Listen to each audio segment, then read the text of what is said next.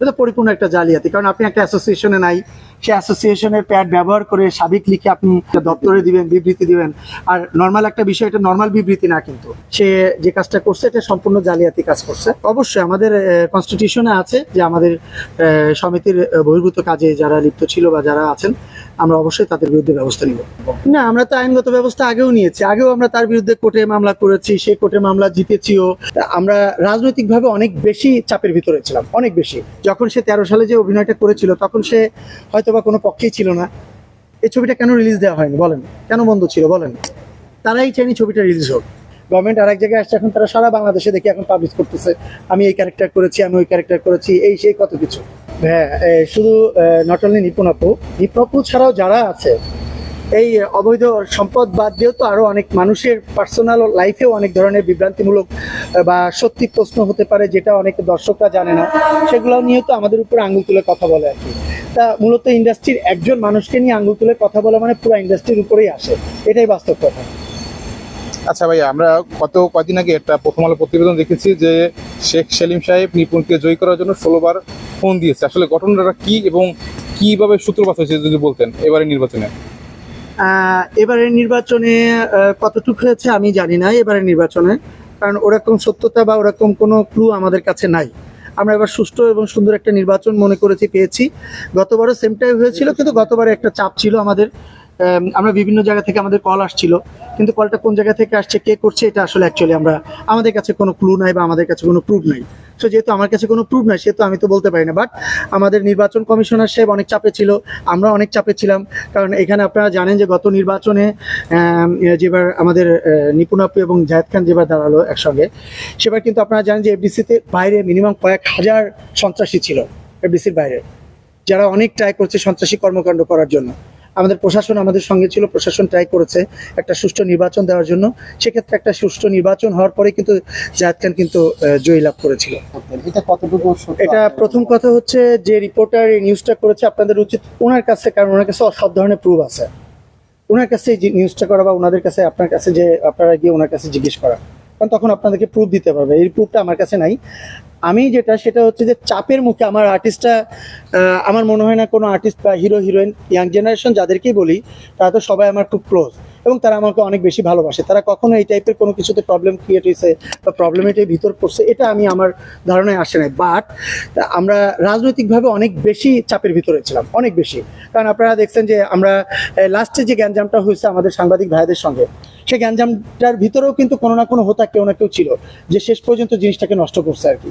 হ্যাঁ, আমি কিন্তু এটার সাথে জড়িত ছিলাম কি ছিলাম না, আপনারা এটা শাসককেই দেখছেন সবকিছু।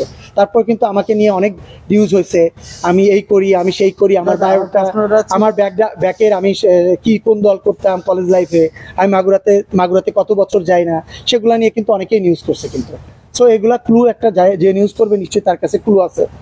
এরকম অনেক ধরনের চাপের মুখে কিন্তু আমাদেরকে কিন্তু আমার মোটামুটি শিল্পী সমিতি যাচ্ছে হচ্ছে আজকে 10-12 বছর। হ্যাঁ, আমি কিন্তু এই 10-12 বছরে শুধু ওনাদের নামই শুনেছি, বাট ওনাদের সাথে আমার কোনো ওইভাবে কথা হয়নি, দেখা হয়নি, এবং ওনাদের সম্পর্কে আমার কোনো ধারণাও নাই। এই বিষয়গুলো যখন আসে, একজন সহকর্মী হিসাবে বিব্রত হন কি না? 100% ভাই, অবশ্যই বিব্রত, কেন হবো না? একজন আপনাদের জার্নালিস্ট ভাইদের একজনের উপরে আঙ্গুল গেলে তো সবার উপরে যায় আঙ্গুল।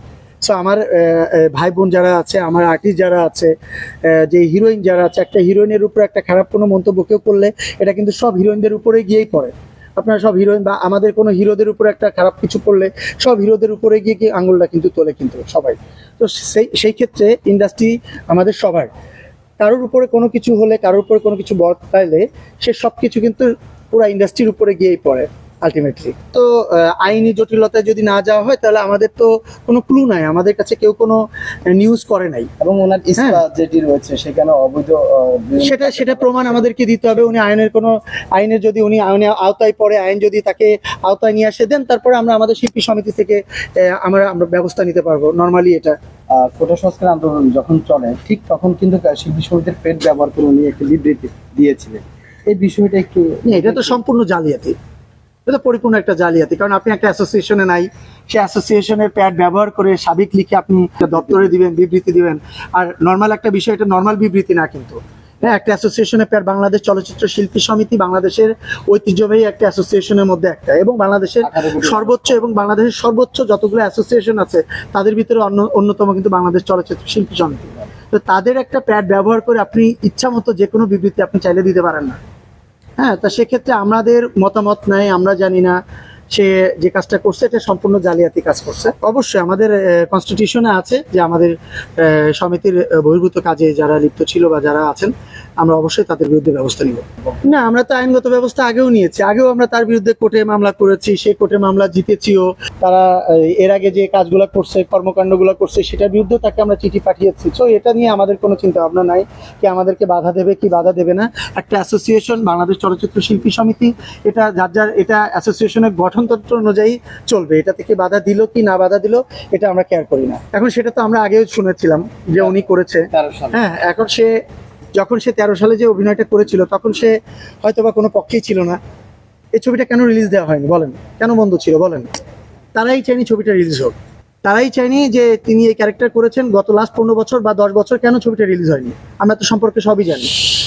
যেহেতু এটা চায়নি, এখন যখন দেখছে যে গভর্নমেন্ট ঘুরে যাচ্ছে, গভর্নমেন্ট আরেক জায়গায় আসছে, এখন তারা সারা বাংলাদেশে দেখি এখন পাবলিশ করতেছে আমি এই ক্যারেক্টার করেছি, আমি ওই ক্যারেক্টার করেছি, এই সেই কত কিছু। তো এগুলা একটা ভিত্তিহীন ব্যাপার এগুলো আসলে কোনো কথাই না। এটা যার পার্সোনাল ব্যাপার, যার পার্সোনাল হেডেক। আপনি আমাকে জিজ্ঞেস করলেন, আমি আমার সদ উত্তর দিয়ে দিলাম। এই আর কি। সংবাদ, ফিচার ও অনুষ্ঠানের জন্য ভিজিট করুন সংবাদ প্রকাশের ওয়েবসাইট এবং যুক্ত থাকুন ফেসবুক পেজ ও ইউটিউব চ্যানেলের সঙ্গে।